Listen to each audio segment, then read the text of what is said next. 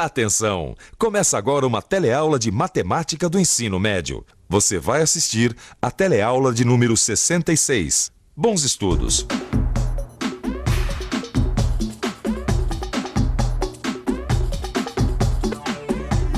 Oi, nas últimas teleaulas a gente vem estudando volume. E você viu como se calcula o volume de alguns sólidos geométricos. Agora, dê uma olhada aqui nessas miniaturas. Trata-se da mesma figura em 3 tamanhos diferentes. Como elas são figuras semelhantes, a gente pode dizer que existe uma relação entre suas áreas e volumes. E é exatamente esse o tema da nossa teleaula. Você vai ver que existe uma relação entre as áreas e volumes de figuras semelhantes. Hoje você vai ver como identificar a razão entre áreas de sólidos semelhantes. E também vai aprender a identificar a razão entre volumes de sólidos semelhantes.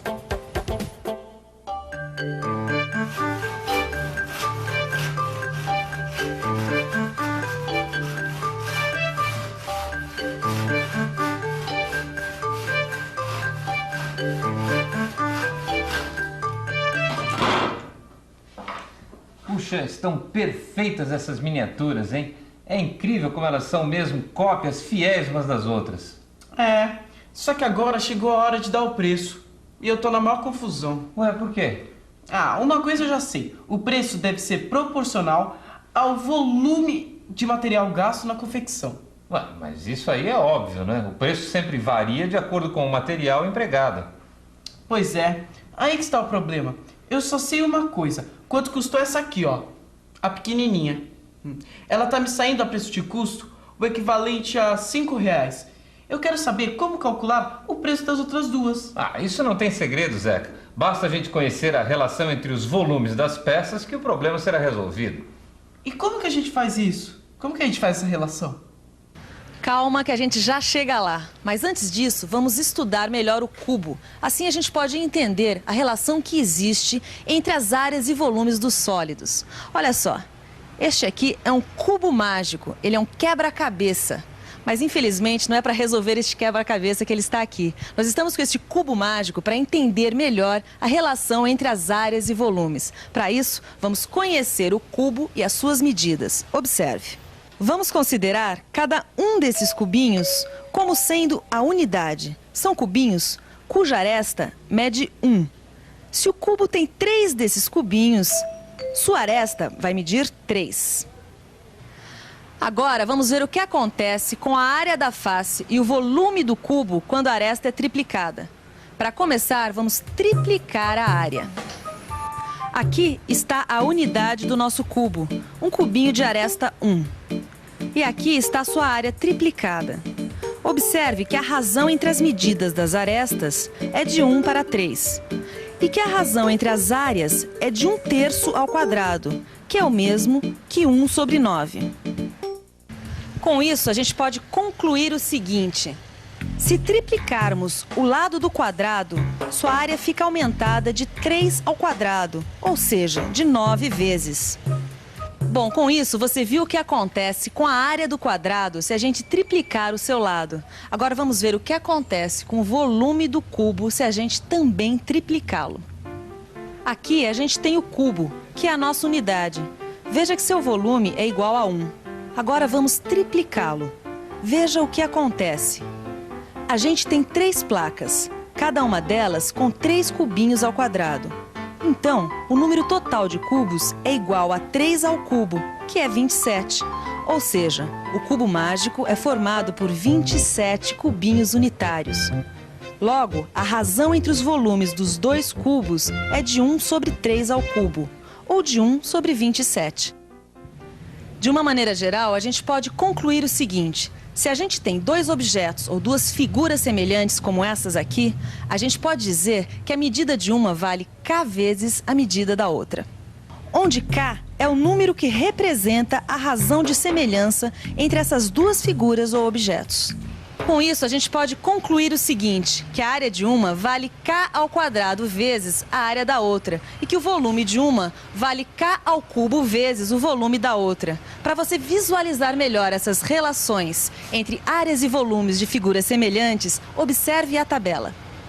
Veja, Quando duas figuras são semelhantes, a gente diz que a razão entre comprimentos é K, que a razão entre áreas é K ao quadrado e que a razão entre volumes é K ao cubo.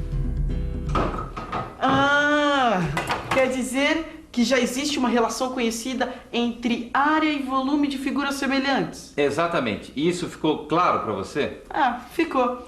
Vê se eu estou certo.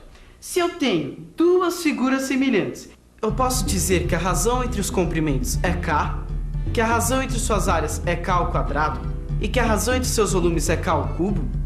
É isso mesmo? Exatamente. E é justamente essa relação entre comprimentos, áreas e volumes de figuras semelhantes que vão determinar o preço de custo das suas miniaturas. E como que a gente faz isso? Bem, isso é muito simples. A gente já sabe que o preço das miniaturas é proporcional ao volume de material empregado em cada uma delas, não é isso? Tá certo. É a quantidade de material que vai determinar o preço. Então vamos comparar essas duas aqui, por exemplo. A gente sabe que a miniatura 2 tem o dobro do tamanho da miniatura 1. Logo, a razão entre alturas é de 1 sobre 2. Daí a gente pode também tirar a razão entre volumes, que é de 1 sobre 2 elevado ao cubo, que dá 1 sobre 8. E o que é que a gente pode concluir com isso?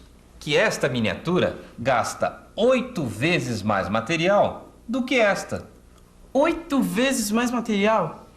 Então quer dizer que o fato dela ter o dobro de tamanho do que essa não quer dizer que ela gaste o dobro de material. Não, como nós já vimos, ela gasta 8 vezes mais material.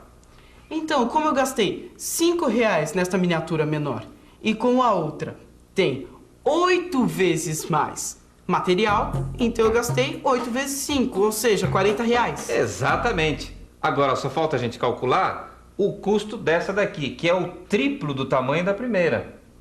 Deixa comigo, essa eu resolvo. Bem, a única informação que eu tenho é que a miniatura 3 tem o triplo do tamanho da miniatura 1. Isso quer dizer que a razão entre as alturas das duas miniaturas é de 1 sobre 3. Com isso, eu posso concluir que a razão entre volumes é de 1 sobre 3 elevado ao cubo, que dá 1 sobre 27. Quer dizer que essa miniatura gasta 27 vezes mais material que essa outra. Ou seja, seu preço de custo vale 27 vezes R$5, que dá 135, que é o seu preço unitário. Matei, hein? Matou mesmo, hein, Zeca? E atenção, se liga aí que é a hora da revisão. Na teleaula de hoje, você aprendeu a calcular a relação existente entre as áreas e os volumes de figuras semelhantes. Você viu como identificar a razão entre áreas de sólidos semelhantes. E também aprendeu a identificar a razão entre volumes de sólidos semelhantes. Concluindo, na teleaula de hoje, você viu a relação existente entre áreas e volumes de figuras e objetos semelhantes. Se K é a razão de semelhança entre duas figuras, então a razão entre suas áreas será K ao quadrado e a razão entre seus volumes será K ao cubo. Olá! Antes de acabar esta teleaula, nós queríamos falar sobre um assunto que afeta a todos nós: a água. Quase nunca nós pensamos como a água que consumimos chega até a nossa casa, ou mesmo o que acontece com ela quando sai das nossas casas. Mas a verdade é que ela percorre um longo caminho até chegar às nossas torneiras. E se não cuidarmos bem desse líquido essencial à vida, ele pode em breve sumir das nossas casas. Para um brasileiro, a ideia de que a água pode acabar parece absurda.